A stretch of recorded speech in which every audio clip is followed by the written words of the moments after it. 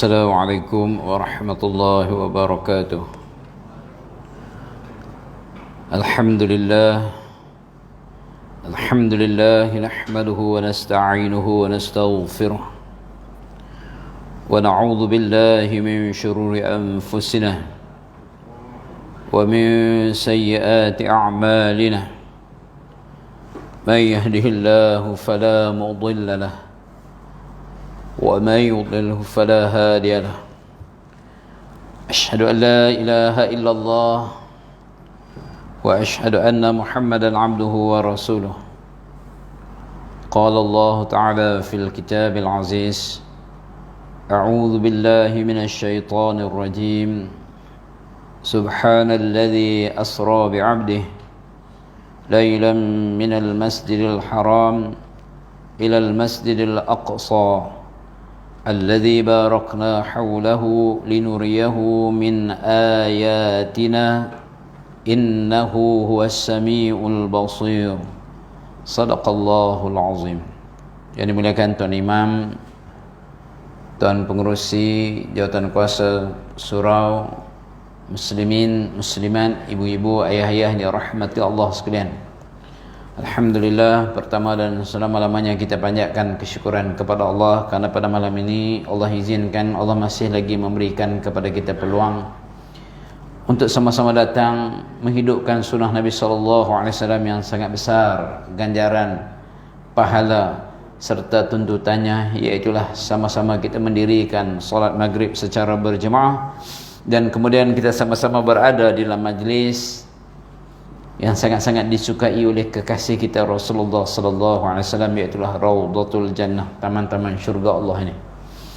Seperti biasa, pertamanya marilah kita ikhlaskan sungguh-sungguh hati kita. Kita beritahu kepada Allah, ya Allah, ikhlaskan hati ini, ya Allah.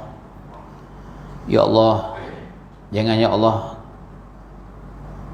Kau biarkan hati kami ini, ya Allah, ada niat-niatnya lain selain daripada mencari redha-Mu, ya Allah.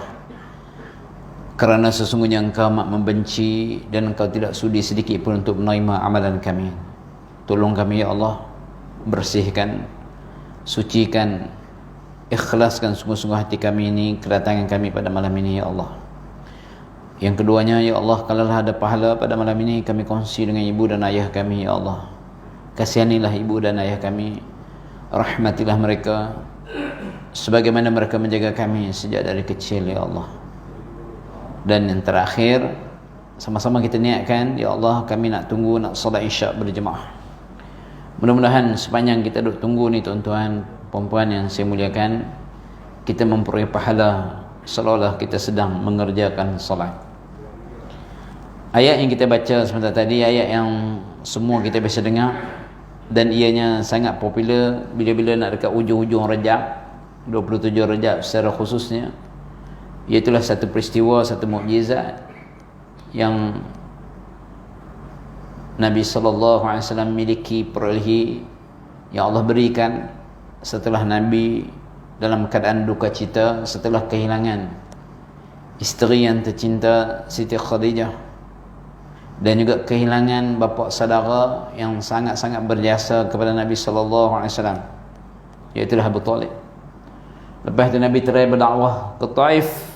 Bagaimana di Taif pula orang-orang Taif menolak dakwah Nabi. Bukan sahaja menolak, mereka membaling batu ke arah Nabi SAW. Nabi nak ajak mereka kepada syurga, tetapi mereka membalas dengan batu-batu yang dihujani ke arah kaki baginda SAW sehingga berdarah kaki Nabi SAW. Tetapi sabarnya baginda, walaupun didatangi oleh malaikat penjaga gunung yang hendak menghempak penduduk Taif dengan Jabal Qubais, dan bukit yang sentak dengan Jabal Qubais, Nabi tidak izinkan. Malahan Nabi doa, biarlah mereka tidak beriman, mudah-mudahan daripada anak cucu mereka lahirnya manusia-manusia yang beriman kepada Allah. Tuan-tuan, bagaimana ayat yang kita baca ni, surah yang ke-17 Al-Isra, surah Al-Isra, surah Bani Israel, yang mana Allah mulakan ayat dengan Allah memuji, Allah menggunakan sifat Allah Subhanahu, Maha Suci, Ya, inilah maha suci Allah. Ulama tafsir sebut inilah ayat yang Allah mulakan dengan nama Allah.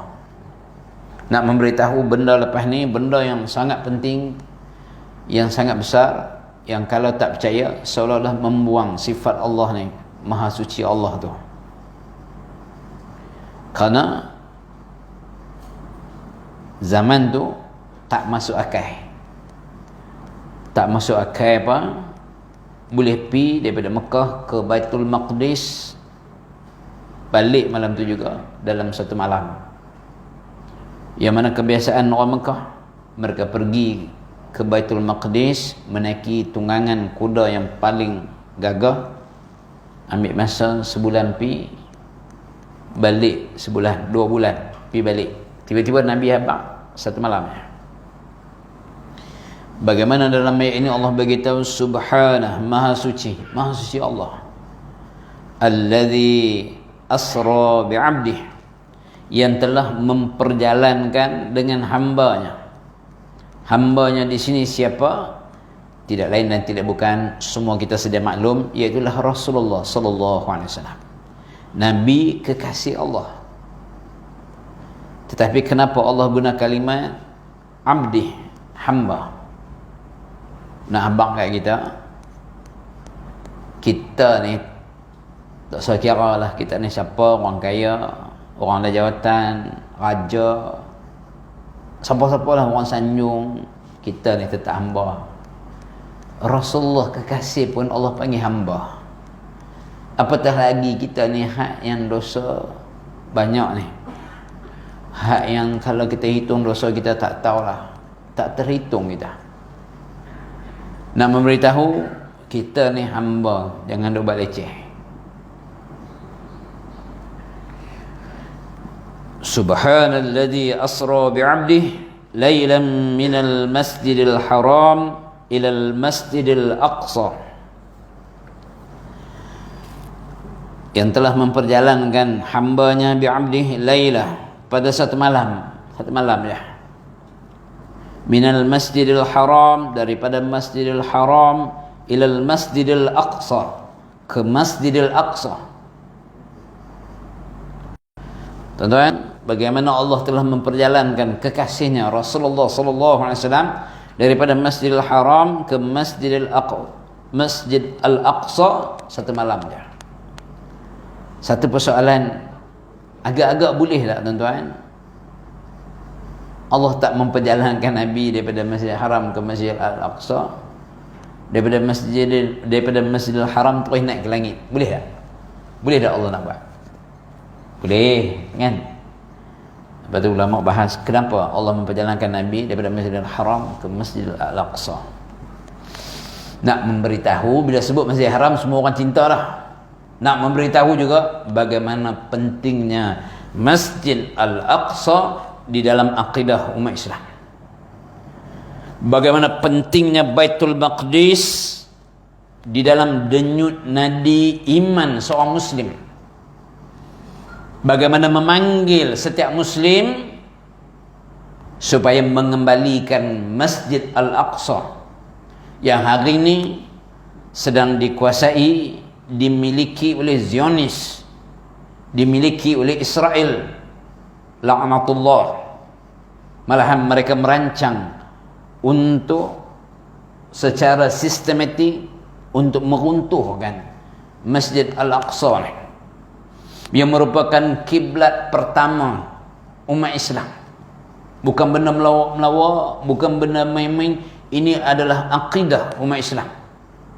Kena ada dalam hati setiap orang Islam cinta kepada Masjid Al-Aqsa, cinta kepada Masjidil Haram, cinta kepada Masjid Nabawi, dengan jangan melupai Masjid Al-Aqsa. Sangat menjadikan hari ini apabila kita tengok banyak negara Arab yang mulai membina hubungan diplomatik dengan Israel, bermakna mereka sedang mengisytiharkan ataupun memperakui negara haram Israel ni. Di waktu yang sama juga, apa-apa yang boleh menyumbang kepada kejatuhan Masjid Al-Aqsa perlu sama-sama kita jauhi. Di antaranya apa?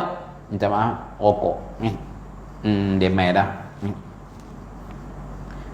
Bila sebut ayat ni tuan-tuan, saya minta maaf, saya kena sebut benda ni.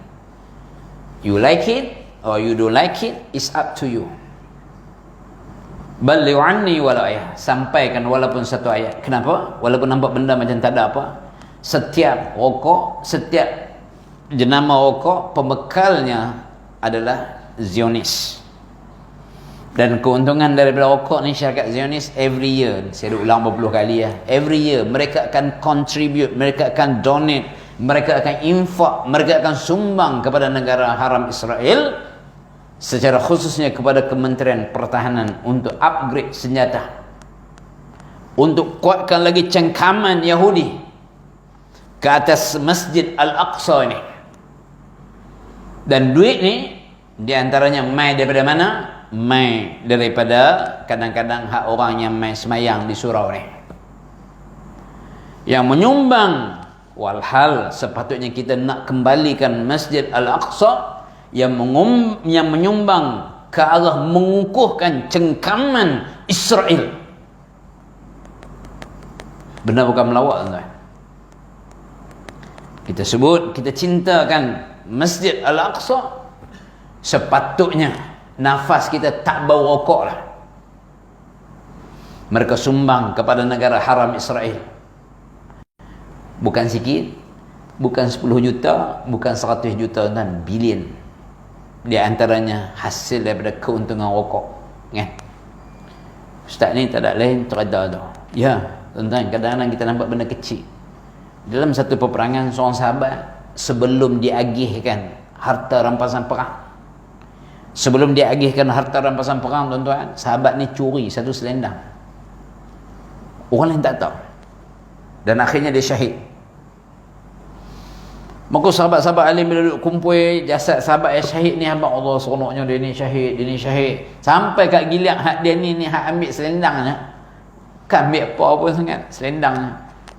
Sahabat kata, seronoknya dia syahid. Nabi kata lah, tempat dia dalam neraka. Terkejut sahabat, kerana dia telah mengambil sehelai kain. Waktu Nabi sebut, hatta satu batang kayu siwak pun kalau kita ambil, menyumbang untuk dihumban ke dalam neraka. Nampak benda kecil, kan? Nampak benda macam tak ada apa. Tetapi kalau kita fikir balik tuan-tuan, orang yang isap rokok, dia menyumbang kepada Israel untuk membunuh baby-baby, bayi-bayi, wanita-wanita, orang-orang tua di Palestin, untuk membunuh sayap Hamas yang sangat digeruni, Brigade Al-Qassam, yang sangat ditakuti oleh Israel. Walaupun Israel memiliki kecanggihan teknologi senjata, tetapi pejuang-pejuang Hamas memiliki kecanggihan iman yang Masya Allah, yang tidak gentar sedikit pun. Yang saya pernah sebutkan, tuan-tuan semua tahu dah, syarat nak menjadi tentera Hamas ni, pertama hafal Quran. Yang kedua, hafal hadis arba'in, hadis 40. Agak-agak dua tu kita layak lagi lah, kan? Tuan-tuan semua ni datang muka-muka hafal Quran ni, kan? Qulullah 3 kali, kira macam Quran lah, kan? Yang ketiga, sembahyang berjemaah wajib. Sembahyang fardu wajib berjemaah.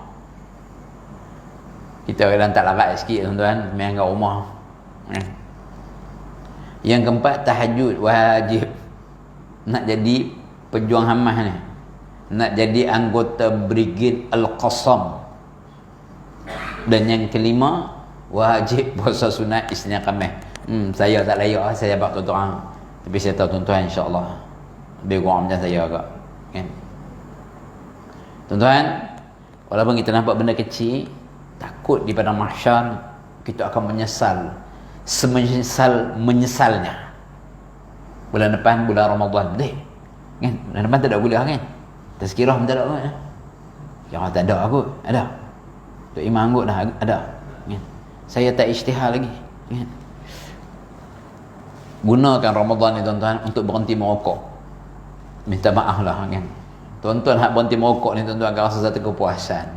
Orang yang paling gembira tidak lain dan tidak bukan ialah isteri dan anak-anak kita. Betul tuan-tuan? Tuan-tuan jangan angguk nanti saya tahu siapa isap rokok.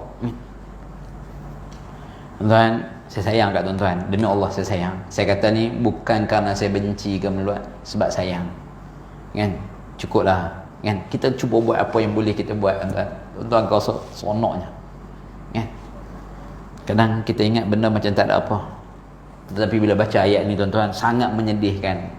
Kerana di antara hak penyumbang daripada kepada syarikat-syarikat Zionis ni, hak termasuk orang mai solat berjemaah, rajin mai solat berjemaah.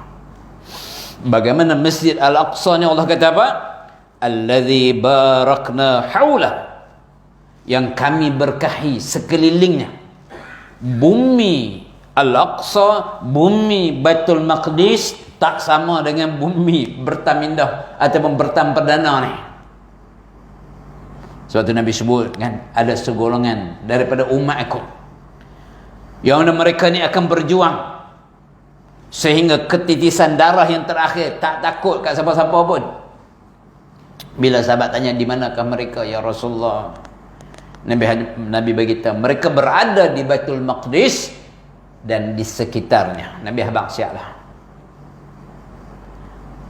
nasyid yang dinyanyikan oleh pemuda-pemuda Hamas. Aina anta ya Umar, di mana engkau wahai Umar? Umar pakaiannya tidak hebat, istana Umar rumah kecil, makanan Umar roti-roti keras saja. Tetapi Umar berjaya membebaskan Baitul Maqdis. Begitu juga Sultan Salahuddin Al-Ayyubi yang berjaya mengembalikan Baitul Maqdis ke tangan umat Islam. Tanggungjawab ini bukan hanya tanggungjawab orang Palestin, tetapi tanggungjawab kita bersama. Dan Allah bang juga min ayatina, sebahagian daripada tanda-tanda kami, kebesaran Allah. Waktu tu tuan-tuan tak masuk akal, tak logik langsung. Satu malam boleh daripada Masjidil Haram pergi ke Masjid Al-Aqsa, balik pula. Lepas tu guru saya sebut, kita ni untung juga tak lahir zaman tu. Kalau lahir zaman tu, silap aku bilang kita bukan geng Nabi tau. Silap aku bilang geng Abu Jahal. Hak tak percaya kan? Sebab benda tak masuk akal. Dan Allah tutup ayat ni, Allah apa? Innahu huwas sami'ul basir. Sesungguhnya aku, kata Allah, aku ni as-sami', aku maha mendengar. Kadang-kadang kita ada masalah, kita cerita ke orang, kita habang kat orang tu, jangan cerita kat siapa tau. Orang tu pun okey aku janji. Tapi dia cerita kat 50 orang, tiap-tiap orang dah mak jangan cerita kat siapa tau. Lalah satu taman tahu masalah kita. Cerita dengan Allah. Allah abang, aku ni as-sami', aku maha mendengar.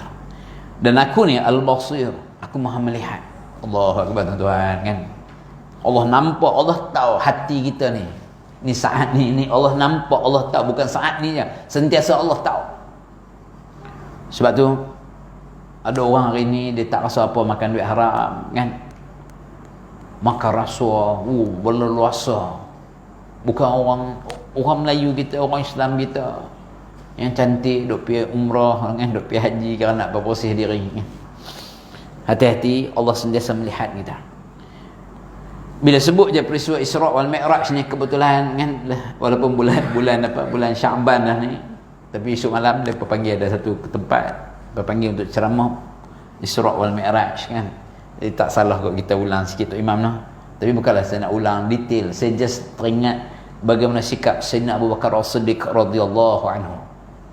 Kan habis Nabi SAW Isra' wal Mi'raj, Nabi SAW pagi tu Nabi duduk di depan Kaabah, Nabi duduk renung satu peristiwa yang cukup luar biasa ni. Muka Nabi ni lain macam, terpinga-pinga dalam keadaan nak abang dah. Abu Jahal tengok-tengok Nabi ni, Abu Jahal tanya, ada apa ni Muhammad? Nampak lain macam. Nabi bahawa semalam aku didatangi oleh malaikat Jibril. Riwayat sebut malaikat Jibril, Mikail dan juga Israfil bersama dengan kenderaan borok, seekor binatang yang bersayap. Laju borok ni, dia pandangnya kaki dia sampai, pandang pula kaki sampai. Laju tak tahu lah sampai kan? Sehingga aku sampai ke Baitul Maqdis. Di situ aku menjadi imam kepada 124,000 nabi-nabi dan rasul-rasul. Kemudian kata Nabi SAW, selepas itu aku dinaikkan ke langit, aku dimi'rajkan ke langit. Aku tembusi 7 lapis langit. Langit yang pertama aku bertemu dengan Nabi Adam. Langit yang kedua aku bertemu 2 orang Nabi yang merupakan sepupu, iaitulah Nabi Yahya dan Nabi Isa. Langit yang ketiga aku bertemu dengan Nabi Yusuf. Langit yang keempat aku bertemu dengan Nabi Idris. Langit yang kelima aku bertemu dengan Nabi Harun. Langit yang keenam aku bertemu dengan Nabi Musa. Dan langit yang ketujuh aku bertemu dengan Nabi Allah Ibrahim. Dan Nabi Allah Ibrahim ni mirip Nabi SAW. Kemudian aku naik lagi. Waktu tu orang lain tak boleh nak ikut dah. Sidratul Muntaha, malaikat tak boleh ikut dah.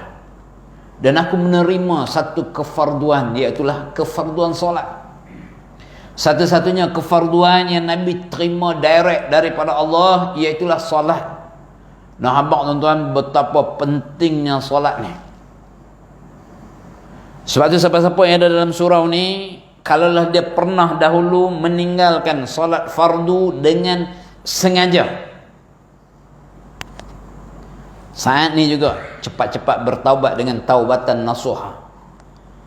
Kerana siapa-siapa yang meninggalkan solat fardu dengan sengaja, dia telah meruntuhkan agamanya. Malah Nabi sebut ia membezakan, solat ni membezakan antara muslim dan kafir. Dalam mazhab yang lain tinggal je dengan sengaja, kafir. Cuma kita dalam mazhab Syafi'i tanya dulu, mayang wajib tak? Dia kata wajib, cuma tak larat lah. Dia berdosa besar. Lega Ustaz kata berdosa besar kan, tak kapiang kan. Tapi dosa besar buat setiap hari jadi apa? Fasik. Fasik ni kita dah baca dalam surah Sajadah. Wa ammal ladzina fasaqu fama'wahumun nar. Orang fasik ni tempat dia dalam neraka. Tuan-tuan, solat pesan sungguh-sungguh ke anak isteri kita, keluarga kita, jaga sungguh-sungguh. Apa pun jahat macam mana kita pun, solat jangan sekali-kali tinggal, dan tak ada qada-qada.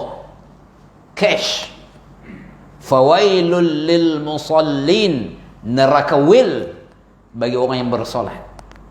Ulama tafsir sebut iaitulah mereka yang bersolat di luar pada waktu. Sikit-sikit ke nak qada, sikit-sikit ke nak qada. No, cash. Dimaafkan kerana 4 benda saya sebut dah dulu. Pertama, terlupa, memang terlupa sungguh. Yang kedua, tertidur, memang tertidur sungguh. Sedap-sedap pukul 8 pagi. Tu tanya, masa azan dengar tak? Dengar. Lepas tu terlena balik. Tu memang berdosa besar. Yang tu tak kira. Yang tu tak dikategorikan sebagai tertidur, dah dengar lah. Yang ketiga, gila. Kan? Untung jadi orang gila kan? Kan tengok orang gila ada kan kat kepala atas orang. Kesian tengok dah. Orang yang nampak tak pakai baju. Itu nampak baju tak pakai, sulak tak pakai. Kan? Dia tak ada dosa. Kan ada orang gila juga main dengan kuliah ni. Tak ada kan? Alhamdulillah. Dan yang keempat, orang perempuan, haid, nifas dan sebagainya. Lain pada 4 ni, sorry, kaki duk tergantung, accident, semayang wajib. Cara sekadar kemampuan. Mungkin saya pernah cerita kan, masa saya pergi haji tahun 2004, saya pernah cerita macam biasalah kan. Kalau pernah cerita, tuan-tuan, saya keluar terbentuk pintu pun lupa balik kan? Saya pun tersepak kapet, lupa juga kan? Tahun 2004, masa tu kita pergi haji kan, muda lah masa tu kan. Seronok pergi muda-muda ni, boleh tolong orang. Dan ni pun muda juga, cuma bertambah tua lah kan. Masa di wukuf di Arafah, masa wukuf Arafah, Mina yang teringat semua nostalgia. Pakat lu tolong orang tua kan, depa cari kemah tak jumpa lah kan, tambah di mana? Di Mina tu kemah sama lah. Allah kesian tengok orang tua ni kan. Tapi yang saya paling sedih bila nak balik. Bila nak balik tu, nak naik kapal terbang tu, saya dah ambil wuduk siap dah bajet dah. Lagi nak jamak siap maghrib dengan isyak. Sebelum naik kapal terbang dah azan cantik. Kita bersemayang lah di luar kan, sana semayang mana-mana boleh. Cuma kat Malaysia je. Allah, pasal apa tak semayang? Tak ada surau. Pasal apa tak semayang? Lupa bawa kain pelekat kan. Pasal apa tak semayang? Seluar kotor. Nampak ke kena najis? Tak nampak, tapi duk rasa. Kalau duk rasa, kaedah fiqh senang, balik pada hukum asal. Bersih kan seluar? Bersih. Kira boleh. Pasal apa tak semayang ni berpeluh ni, berpeluh. Peluh bukan najis. Tek hidung bukan najis. Tek telinga bukan najis. Kan? Jadi lepas semayang, habis semayang saya jamak siap maghrib insya, saya pun masuk langan flight. Jadi kita jumpa lah geng-geng kan, satu maktab ramai orang tua. Cik, masuklah waktu. Boleh nak semayang? Cik, masuk waktu lah. Tuan-tuan tak ada apa jawapan. Ni balik haji ni. Tak apa, nanti balik Malaysia qada. Aduh, saya macam nak menangis kan. Kesian tengok. Balik haji tu. Lepas tu, bila kapal terbang, dah terbang mau nak sampai dekat sampai Malaysia, pakat kalut, duk bangkit. Saya tengok pasal apa kalut sangat. Duk buka zip bag. Rupanya pakat duk ambil jubah. Duk salin nak pakai jubah. Nusak lagi.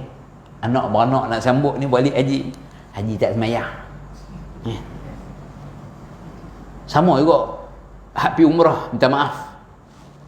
Subuh tak semayang atau kapal terbang.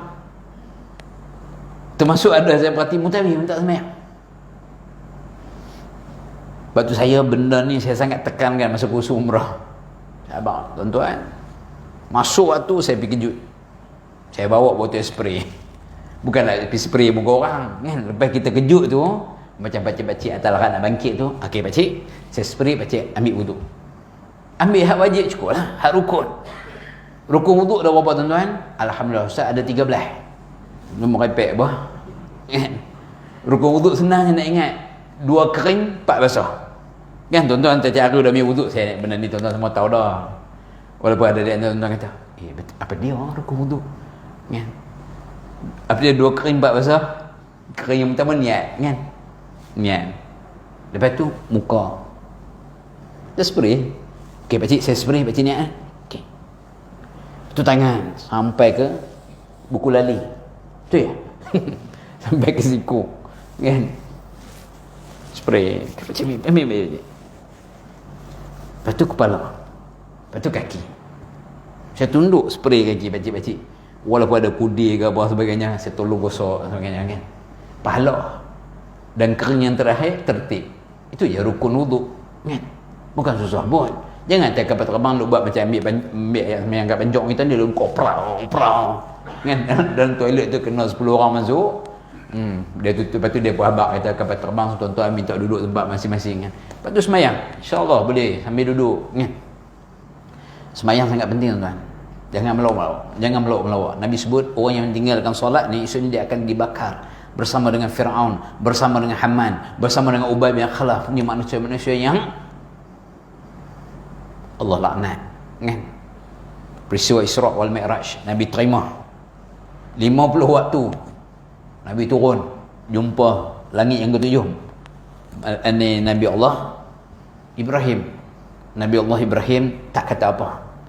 Turun lagi yang keenam Nabi Musa. Nabi Musa tahan Nabi Muhammad, apakah yang kamu terima kefarduan apa untuk umat kamu? Aku terima semayang sehari 50 waktu. Bagi Nabi okey 50 waktu kan. Kan tuan-tuan? Dah bayar Nabi Musa kalau tak tahan kan. 50 waktu sehari semalam, 15 minit sekali semayang. Kan? Tok Bilal Allahu Akbar, habis semayang tengah menyangkui, tak ada menyangkui, lari pula. Allahu Akbar kan. Dah lah dia pipi Allah Ta'ala kan. Lagi kacau. Kan? Nabi Musa tanya, tak boleh, umat kamu takkan mampu, umat aku pun tak boleh. Pergi minta ke Allah agar dikurangkan. Nabi naik minta lagi. turun tinggal 45, turun sampai last tinggal 5 tu pun Nabi Musa kata, umat kamu tak mampu. Nabi kata, aku malu lah kan? Aku malu lah.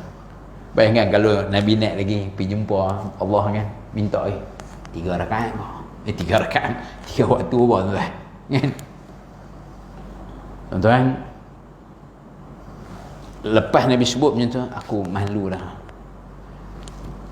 Maka ada satu suara sebut, walaupun sembahyang sehari 5 waktu, tetapi pahalanya seperti 50 waktu. Inilah untungnya kita menjadi umat Muhammad sallallahu alaihi wasallam. Buat satu kebaikan darat 10, buat satu dosa darat 1. Ini Nabi duk cerita dekat Abu Jahal ni. Dan bagaimana Nabi naik ke langit, Nabi melihat sisaan kubur yang sangat dahsyat. Di antaranya orang yang berzina, ada belah tangan kanan ni daging fresh, belah tangan kiri daging yang busuk. Dia pilih daging yang busuk ni. Nabi melihat orang yang makan riba. Jangan buat melawak tuan riba ni. Tuan tengok dalam surah Al-Baqarah kan, Allah kata apa? Siapa yang tak tinggalkan lagi sakit baki riba, Allah dan Rasul isytihad perang terhadap dia. Kalau tuan tengok tafsir ayat tentang riba tu, bagaimana dalam satu riwayat Musnad Ahmad, dalam hadis riwayat Imam Ahmad, dosa riba ni sama macam 36 kali dosa zina. Riba lagi besar pada dosa zina. Jadi jangan kita yang duk main semayang tiba-tiba masih lagi duk terlibat dengan riba. Tak terlibat dah ustaz, alhamdulillah kan. Nak tanya sikit ya, motor ada kan? Motor kan, ambil insurans apa? Takaful ke insurans biasa? Ambil insurans biasa. Riba. Duk terlibat dengan riba je. Bro, ustaz tu murah ke? Takaful mahal sikit. Tak. Jawab macam ni. Beli rumah, beli kereta, sedangkan ada alternatif hari ni kan. Dan saya bukanlah ejen kepada syarikat takaful ke apa, tak ada. Tapi saya ejen kepada Rasulullah sallallahu alaihi wasallam, dan tuan-tuan juga kena jadi ejen kepada Rasulullah sallallahu alaihi wasallam. Pastikan dalam hidup kita tambah-tambah nak masuk Ramadan ni. Nak masuk Ramadan, puasa cantik, sembahyang tarawih, tiba-tiba Allah dan Rasul isytihad perang pada kita. Kerana kita terlibat lagi dengan sakit baki riba. Ini bukan saya sebut, surah Al-Baqarah. Tuan-tuan balik cari. Boleh Google tengok ayat pengharaman riba. Maksudnya orang yang makan riba akan dibangkit dalam keadaan seperti orang gila. Nabi melihat orang yang makan riba. Lepas pada tu Nabi SAW turun dan Nabi balik. Nabi cerita macam ni kepada Abu Jahal. Abu Jahal kata apa? Muhammad, nak tak apa yang kamu cerita kat aku ni, kamu cerita kepada seluruh penduduk Mekah ni? Nabi memang nak Tapi tujuan Abu Jahal apa? Tujuan Abu Jahal, dia tahu inilah peluang orang takkan percaya cerita Nabi ni. Dalam satu malam merepek. Maka waktu tu di Jabal Qubash tu ada satu tempat, bukan semua orang boleh naik, untuk buat pengumuman penting. Bukan Nabi, Abu Jahal naik, dipanggil. Sebelum tu ada seorang budak yang ditugaskan untuk panggil orang Mekah mai dengar. Pertama kali berlaku, orang musyrikin pun ada, sahabat-sahabat pun ada. Orang musyrikin kerana ada Abu Jahal, raja Mekah. Sahabat-sahabat kerana ada Nabi SAW. Maka Nabi cerita A sampai Z peristiwa Isra wal Mi'raj ni. Lepas Nabi cerita, berlaku dua benda. Pertama, bertambah kekufuran orang-orang musyrikin. Yang kedua, sebahagian sahabat goyah imannya. Betul kan Nabi cerita ni? Waktu guru saya sebut, kita ni alhamdulillah tuan kan, kalau kita ada zaman tu belum tentu kita geng Nabi, kerana benda yang tak logik. Tapi kalau hari ni kau cerita memang logik. Memang kita duk nampak lah naik flight, naik jet pejuang pun boleh, tak ada masalah. Abu Jahal tengok dia petik jari cantik, dia kata agama Muhammad habis, bungkus. Dia pun turun kat geng dia di Darun Nadwah, dia kata habis agama Muhammad ni. Tapi Abu Jahal kata ada seorang lagi, dia ni kalaulah berjaya digoyahkan dia tak percaya agama Muhammad, kira tutup buku. Geng-geng dia tanya siapa dia? Abu Bakar As-Siddiq. Lalu mereka pergi cari Sayyidina Abu Bakar. Ni riwayat yang sahih. Pi cari Sayyidina Abu Bakar ni, pembesar-pembesar Quraisy, pi sahabat ikut ke belakang. Waktu tu Sayyidina Abu Bakar duduk ada di kebunnya. Sayyidina Abu Bakar tengok-tengok, Sayyidina Abu Bakar pun heran, ni apa ni? Main ramai ni. Tak pernah main pun Abu Jahal dengan pembesar-pembesar Quraisy ni. Bila sampai je, Abu Jahal tu kata kepada Sayyidina Abu Bakar, wahai putera Abu Quhafah, sahabat kamu Muhammad beritahu dia diperjalankan daripada Masjidil Haram ke Palestin, ke Baitul Maqdis, ke Masjid Al-Aqsa, naik pula ke langit, turun balik satu malamnya. Sayyidina Abu Bakar tanya balik, Muhammad abang macam tu? Yes. Merepek tak merepek ni, kata Abu Jahal. Muhammad sebut macam tu? Ya. Tak cik tanya ni, kalaulah Muhammad yang sebut benar, Allah. Abu Jahal duk ingat, dia bawa cerita semua ni ke Abu Bakar nak tolak. Abu Bakar kata, kalaulah Muhammad yang sebut benar, aku nak abang gambar. Muhammad memberitahu dia menerima wahyu daripada langit turun ke bumi pun aku percaya, aku beriman.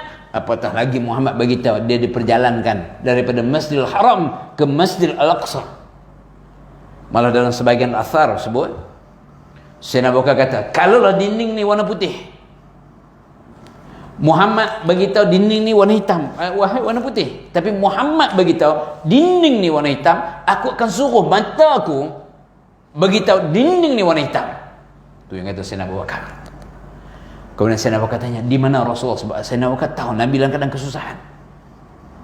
Maka Sayyidina Abu Bakar tanya kepada sahabat-sahabat yang ikut sekali. Sahabat beritahu, duduk ada kat Jabal Qubaih, orang duduk kumun. Lari Sayyidina Abu Bakar, sayang daripada Rasulullah. Kan? Tuan. Sebenarnya cerita ni touching, tuan. Sayyidina Abu Bakar ni, dia tahu Nabi dalam keadaan susah ni. Lari dia, pergi cari Nabi. Dekat nak sampai ni, Sayyidina Abu Bakar panggil, ya Rasulullah. Orang-orang masa tu duduk rumun Nabi ni pakat bagi laluan kepada Sayyidina Abu Bakar ni. Dan Sayyidina Abu Bakar sengaja panggil Nabi macam tu. Ya Rasulullah, benarkah Abu Jahal bagi tahu Tuan memberitahu Tuan diperjalankan daripada Masjidil Haram pergi ke Masjid Al-Aqsa, naik ke langit, turun balik ke Mekah dalam satu malam saja? Benarkah Tuan kata macam tu? Nabi jawab, benar. Nabi sebut je benar. Sayyidina Abu Bakar kata apa? Anda pasti benar. Perkataan Sayyidina Abu Bakar ni, tuan-tuan, mengembalikan iman sahabat-sahabat. Allahu Akbar. Hak tadi ni ada yang goyah, hak tadi ni mulai ragu-ragu. Bila Sayyidina Abu Bakar kata anda pasti benar, sahabat-sahabat hak goyah ni, tu dia kata, ya Allah, ni Nabi, tidak ada yang mustahil. Maka pakat kembali iman sahabat-sahabat. Kemudian Sayyidina Abu Bakar kata lagi kat Nabi, ya Rasulullah, nak tak aku panggil orang Mekah habis pergi ke Baitul Maqdis, dan tuan cerita kat mereka apa yang ada di Baitul Maqdis, dan mereka boleh tanya. Nabi kata okey. Maka Sayyidina Abu Bakar panggil mereka habis pergi ni, ada beberapa belah orang. Sayyidina Abu Bakar kata, kalaulah satu saja Muhammad cerita tak betul, kalian berhak untuk menolak cerita Muhammad. Tapi kalau benar, kalian kena beriman. Maka Nabi pun cerita, kata Nabi SAW, waktu tu Allah buka hijab kepada aku. Aku nampak Masjid Al-Aqsa ni. Macam kita duduk dalam surau ni. Kapek warna apa? Warna merah. Sama dengan warna baju ustaz. Tiang ada apa? Duk kira tiang. Kipas angin. 1, 2, 3. Nabi cerita. Mereka dia jawab apa? Muhammad benar. Muhammad benar. Muhammad benar. Hampir aku sudah. Muhammad benar. Beriman tak? Tak beriman juga. Lepas pada tu Nabi kata, ada satu lagi bukti. InsyaAllah nak kena berhenti ya. Tidak kita sambung lepas raya. Sikit je boleh, sikit je. Nabi kata ada satu lagi bukti. Semasa aku perjalanan balik menaiki buruk, tengah padang pasyak tu, kata Nabi, aku nampak kafilah. Kafilah ni rombongan yang 3 ekor unta ke atas. Kafilah daripada Mekah. Nabi kenal lah orang kampung dia. Hadu depan tu Pak Longman, kemudian Pak Londak, kemudian Pak Tam, kan? Nabi abang, unta tu hak depan sekali warna putih. Unta hak depan tu warna putih tu, di leher dia ada kain warna merah. Kafilah ni kehilangan unta. Aku naik buruk ni, aku nampak unta mereka duduk ada di sebelah lembah. Aku pun menjerit beritahu, ni unta hamba duduk ada sebelah lembah. Maka mereka mendengar suara aku dan mereka pergi cari jumpa.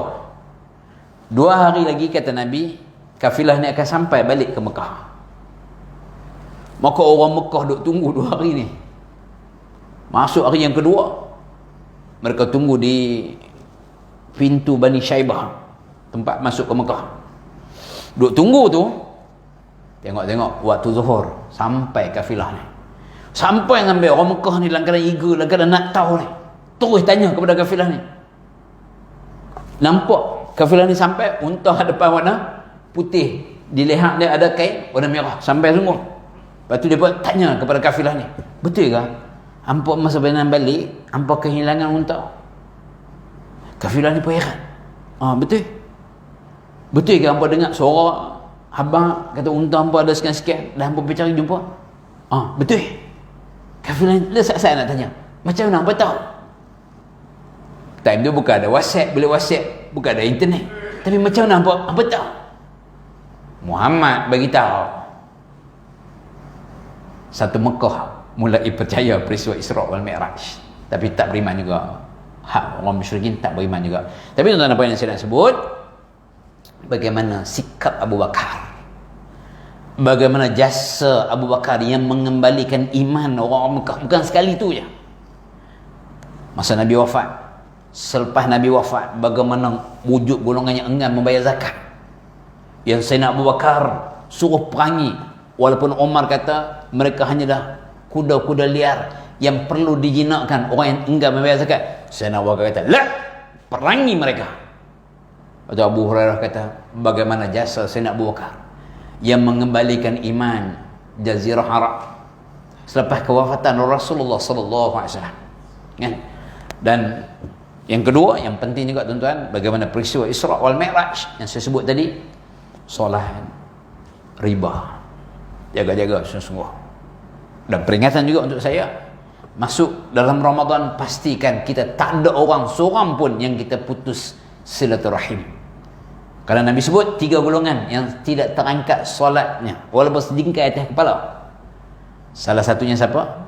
2 orang bersaudara yang saling mendiamkan, tak bertegur siapa. Pulun bukan main lagi tarawih, tengok-tengok mayang sedingkai pun tak naik atas kepala. Pulun tarawih. Satu lagi peringatan juga tuan-tuan, pulun tarawih, Masya Allah sangat baik, teruskan. Subuh berjemaah tak mai, maghrib berjemaah tak mai, rugi. Sila pahala subuh berjemaah, pahala maghrib berjemaah, asar berjemaah, zuhur berjemaah jauh lebih besar daripada semayang sunat tarawih. Tapi tarawih buat lah, kalau maksud saya jangan buat, tapi jangan lepaskan. InsyaAllah mudah-mudahan kita masuk dalam Ramadan dengan keazaman sungguh-sungguh tuan-tuan, dengan Quran yang hendak dihabiskan, nak di rumah kita ni meriah dengan Quran, insya-Allah.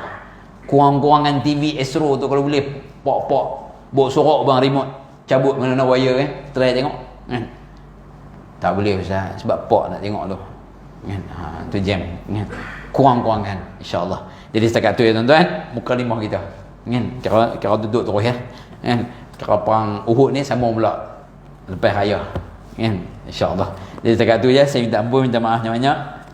Mukadimah yang agak panjang yang apapun, mudah-mudahan kita termasuk dan golongan yang sentiasa nak memperbaiki, nak mempersiapkan diri kita kan. Kita tak sempurna tuan-tuan, kita ada kelemahan, tak apa, Allah sentiasa sudi mengampunkan kita insya-Allah. Wallahu a'lam. A'udzubillahi minasyaitonir rajim. Bismillahirrahmanirrahim. Alhamdulillahirabbil alamin. Allahumma shalli ala sayyidina Muhammad wa ala ali sayyidina Muhammad.